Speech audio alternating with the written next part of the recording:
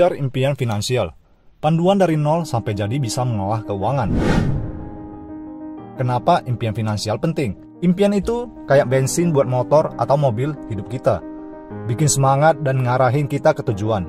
Impian finansial itu penting karena itu yang bakal nentuin hidup kita ke depannya. Pertama-tama, nggak perlu grogi kalau kita masih di titik nol. Yang penting kita udah berani mulai.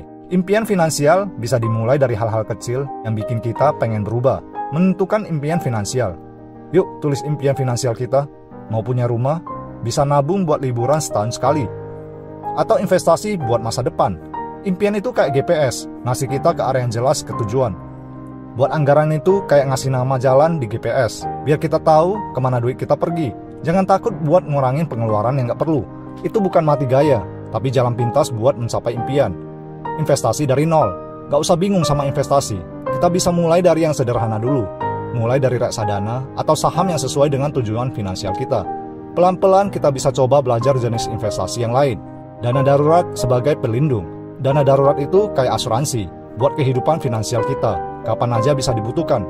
Biar nggak kaget, punya dana darurat setidaknya 3-6 bulan biaya hidup. Pengelolaan keuangan harian. Mulai atur keuangan harian kita. Ada banyak aplikasi yang bisa membantu. Catat setiap pemasukan dan pengeluaran. Biar kita tahu seberapa banyak uang yang bisa disisihkan. Buat rencana keuangan jangka panjang. Impian itu bukan cuma buat sekarang. Bikin rencana keuangan jangka panjang buat memastikan impian kita tercapai. Rencana ini bisa berisi tentang investasi jangka panjang, pensiun, atau pendidikan anak. Pendidikan finansial yang terus-menerus. Jangan pernah berhenti belajar soal keuangan. Buku, seminar, atau bahkan online. Semuanya bisa. Tergantung teman-teman mau pakai cara yang mana. Makin banyak kita tahu, makin kita bisa atur keuangan dengan cerdas. Impian finansial itu bukan cuma buat orang kaya. Kita semua bisa punya impian dan meraihnya. Mulailah dari sekarang, impian itu nggak akan datang sendiri, tapi kita yang harus ngambil langkah pertama. Tips yang mungkin bisa membantu. Coba deh masukin setiap recehan ke dalam tabungan. Itu bisa jadi bekal buat impian finansial kita. Kalau lagi pengen belanja, tunggu promo atau diskon.